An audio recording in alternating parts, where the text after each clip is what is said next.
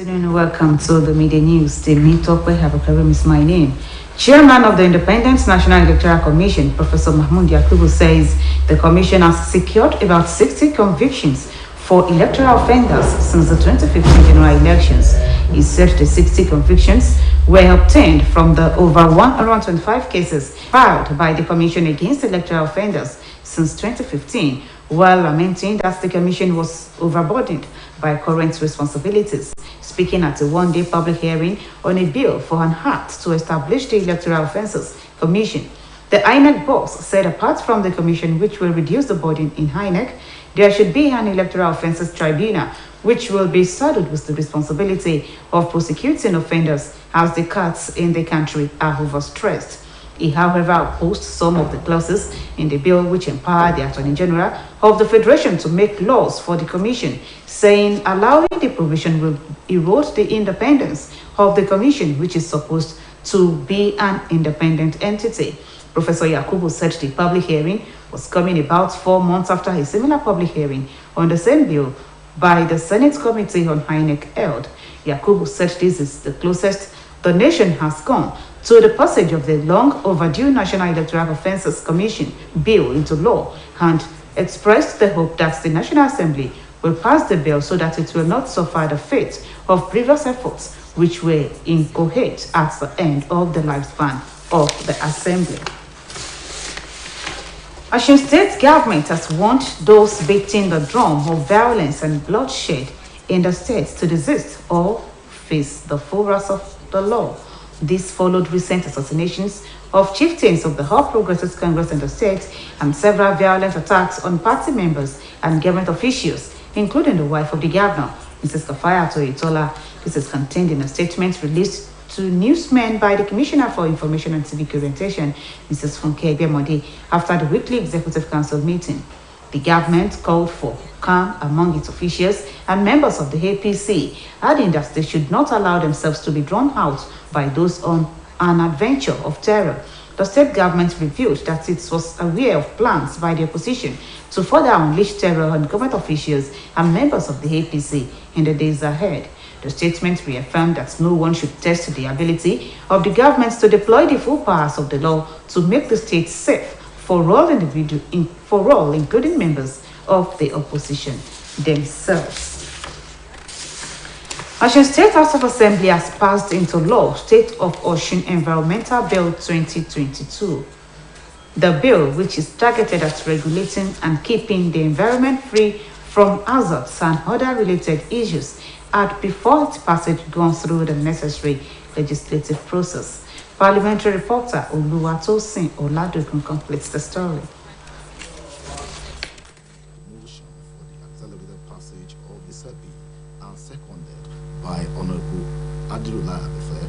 Thereafter, the House passed the State of Osun Environmental Protection Bill 2022 into law.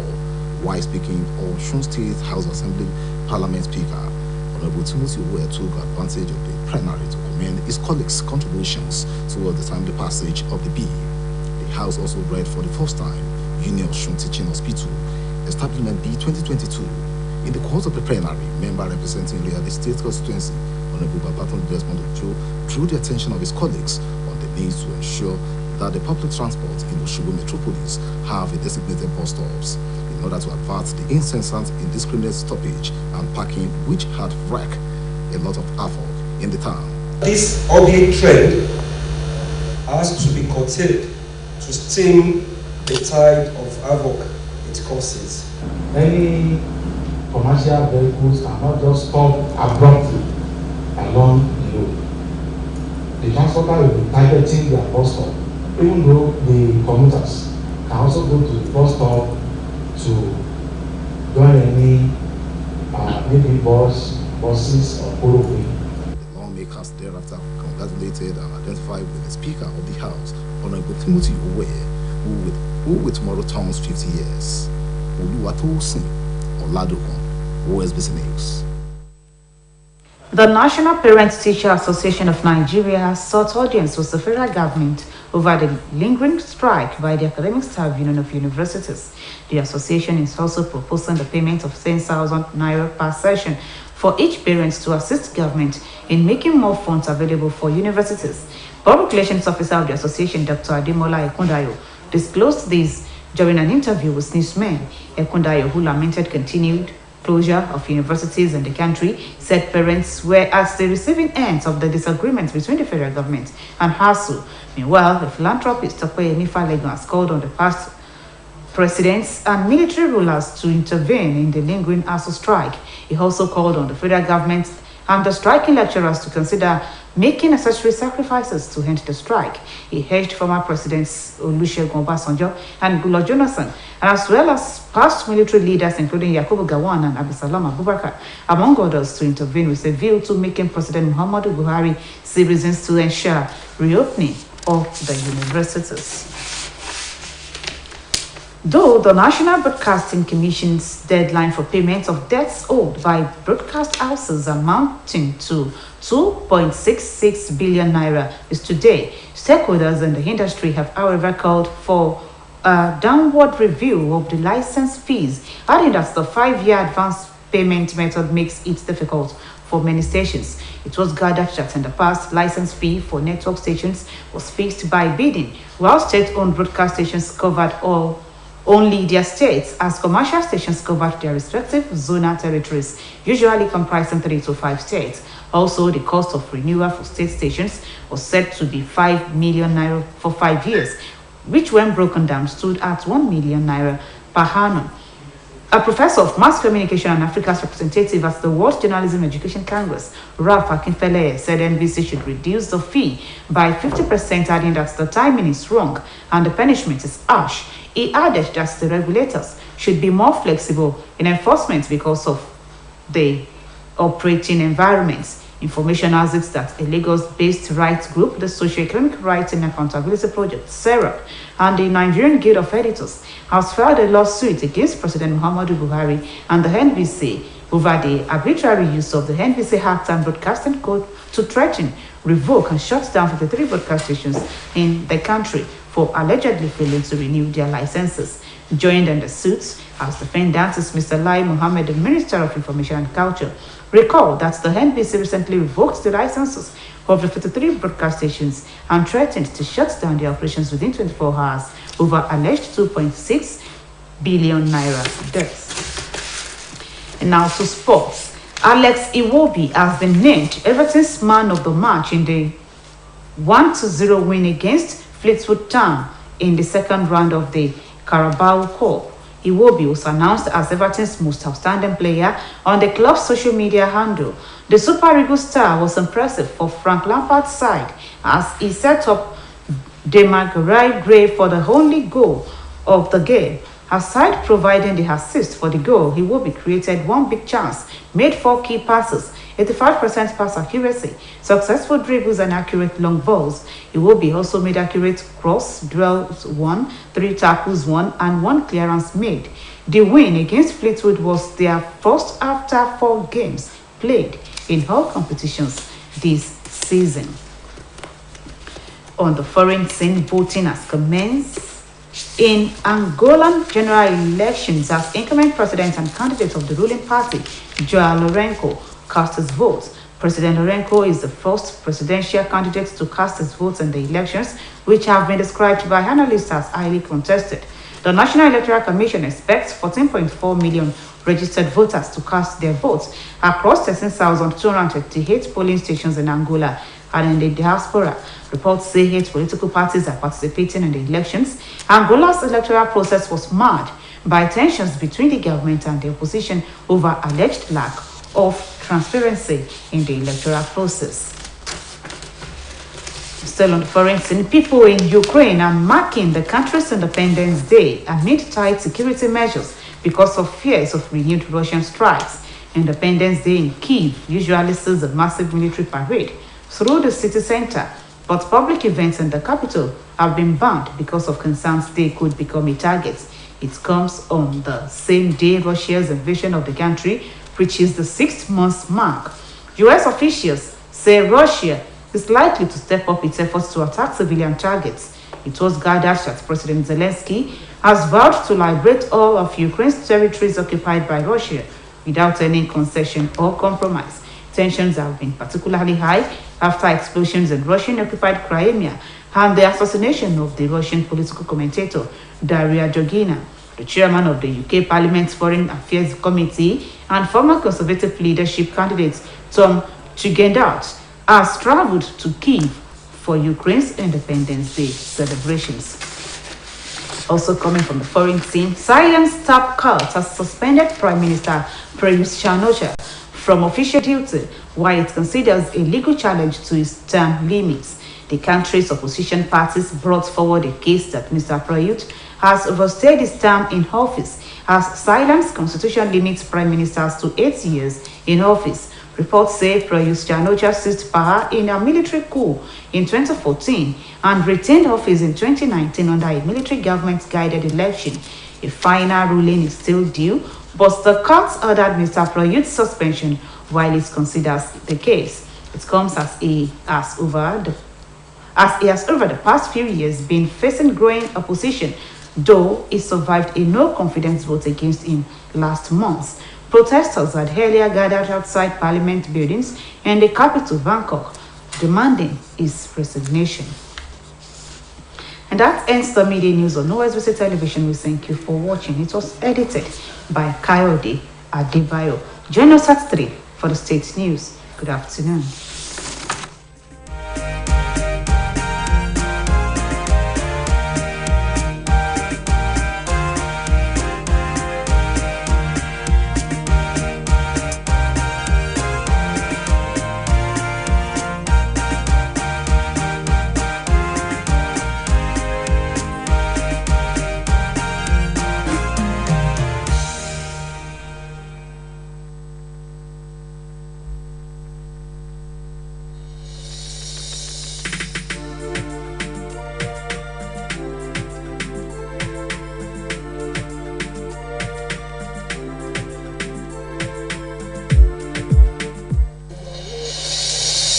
Ẹ má ṣe dàdọ̀tí sójú pópó, ìdọ̀tí sínú kọ́tà. Ẹ má ṣe dàdọ̀tí sójú afárá, ìdọ̀tí sínú rívà. Ẹ má ṣe dàdọ̀tí sílé onílé, ìdọ̀tí sójú títì. Ẹ má ṣe dàdọ̀tí sójú àgbàrá. Ẹ jẹ́ ká ṣàmì lọ́dún èyí a ò ní ríjà omi. Ẹ jẹ́ ká ṣàmì lọ́dún èyí a ò ní ríjà omi. Àfọwọ́fà ló kọnu ṣẹlẹ̀ oníyàlé. Àwọn tó kàn ló mọ̀ lọ́lá Olúwa ibi òní kan wá. Ìkìlọ̀ rẹ̀ o everybody ẹ̀ wá gbọ́ òye. Ìkìlọ̀ rẹ̀ o everybody ẹ̀ wá gbọ́ òwà. Ṣé ti gbọ́? Ẹ má ṣe dàdọ̀tí sójú pópó, ìdọ̀tí sínú kọ́tà. Ẹ má ṣe dàdọ̀tí sójú afárá, ìdọ̀tí sínú rívà. Ẹ má ṣe dàdọ̀tí sílé onílé, ìdọ̀tí sójú títì. Ẹ má ṣe dàdọ̀tí sójú àgbàrá. Ọ̀gbẹ́ni káfíńtò ńlá gbogbo, ìgbọràn ló sàn jẹ́ bọ́lọ́. Ẹ jẹ́ ká jọ ṣe, mo wí ọrùn mi mọ́. Tẹlifíṣàn ké tantan, rédíò ńlá gógó. Ẹ jẹ́ ká jọ ṣe, kò ní sómìyalé.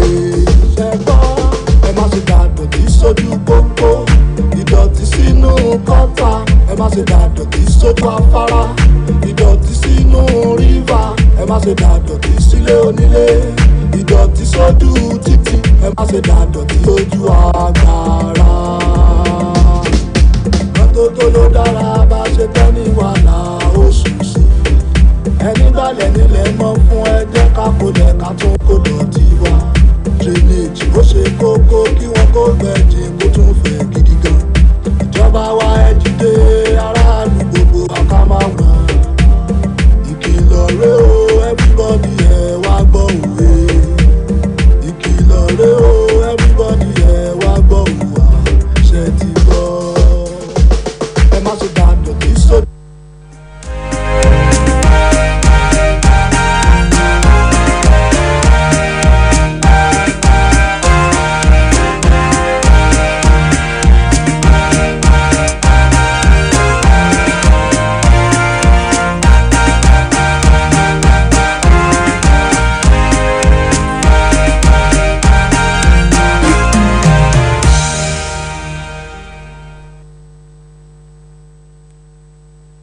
Ẹ káàsán, ìròyìn ọjọ́ kan rí Kamil Abdulrahim lóníròyìn yín. Alága àjọ elétò ìdìbò lórílẹ̀‐èdè yìí ọ̀jọ̀gbọ́n Mahmood Yakubu ti sọ pé àjọ náà ti fojú àwọn èèyàn 60 tí wọ́n ṣẹ̀ sófin ìdìbò láti àkókò ìdìbò gbogbogbò ọdún 2015 balẹ̀ ẹjọ́.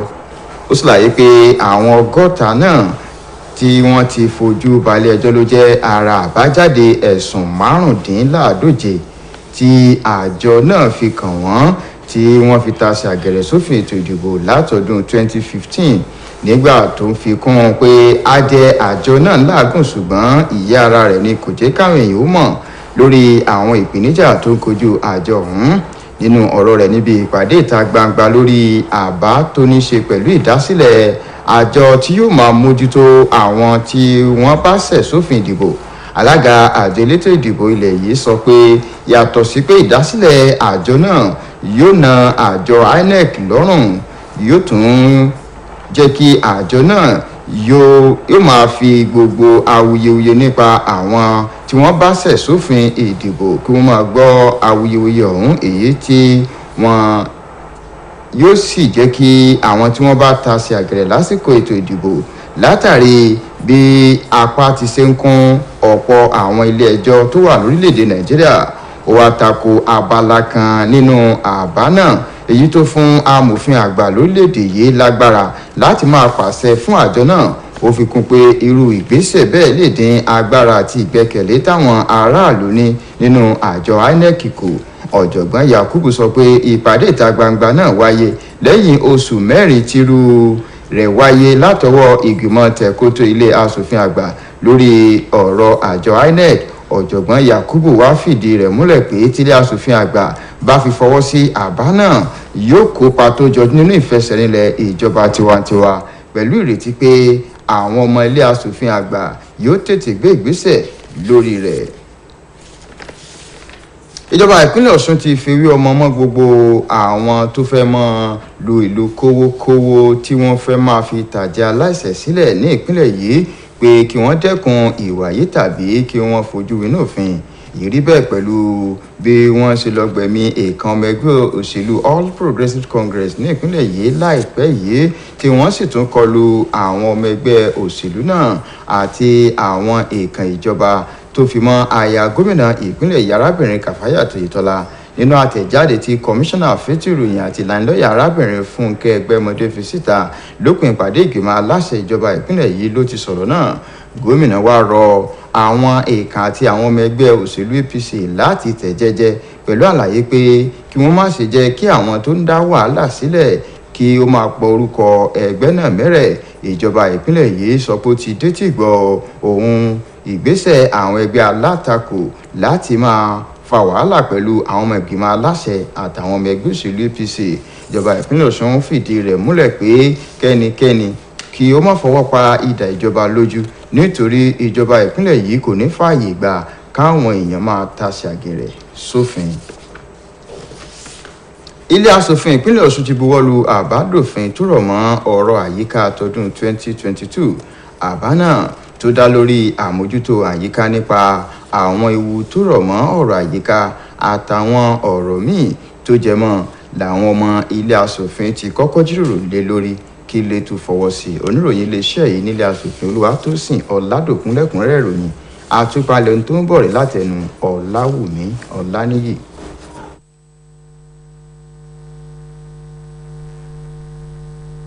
Ṣáájú ni ọ̀nàrẹ́bù Kúnlé Àkàndé ti dábàá pé kí ilé ó tètè fọwọ́ sí àbádòfin náà tí ọ̀nàrẹ́bù Adéròláì Abẹ́fẹ́sí kejì àbá yìí. Lẹ́yìn èyí ní ilé wa buwọ́ lu ìdúkọ̀ tí wọn yóò ti máa gbèrò tó jẹ́ ajé ìgboro wà káàkiri lọ́nà àti pinwọ́ báwọn ọkọ̀ tó jẹ́ ajé ìgboro ṣe máa ń ṣàdédé dúró gbèrò tó sì máa ń dá wàhálà sílẹ̀ nínú ìgboro. Àwọn aṣòfin wa darapọ̀ mọ́ abẹnugan ilé aṣòfin ìpínlẹ̀ Ọ̀ṣun ọ̀nàrẹ́bù Timothy Owóẹ̀yẹ ẹni tó ń pe ẹni 50 ọdún lókè ìpẹ́ lọ́la.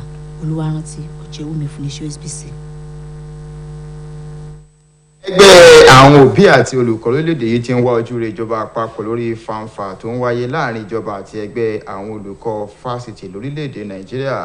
ẹgbẹ́ náà tún gbà lérò pé kí òbí kọ̀ọ̀kan máa san ẹgbẹ̀rún 10 náírà ní sáà ètò ẹ̀kọ́ kọ̀ọ̀kan lọ́nà àti ran ìjọba lọ́wọ́ nídìí àti rówó gbọ́ bùkátà àwọn fásitì. Alukoro ẹgbẹ́ náà ọ̀mọ̀wé Adémọ́lá Ẹkúndayọ̀ ló sòyí dìímọ̀ pẹ̀lú àwọn oníròyìn.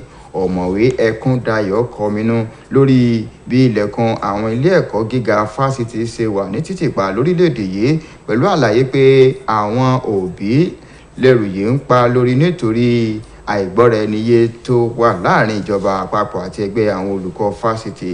Bákan náà ni ọ̀gbẹ́ni Ọpẹ́yẹmí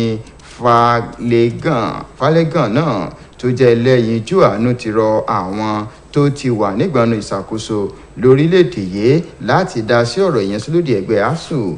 Bákan náà ló rọ ìjọba àpapọ̀ àti àwọn olùkọ́ fásitì tí wọ́n wo sẹ́nìràn láti ṣe àgbéyẹ̀wò fífòpin sí ìyanṣẹ́lódì ọ̀hún.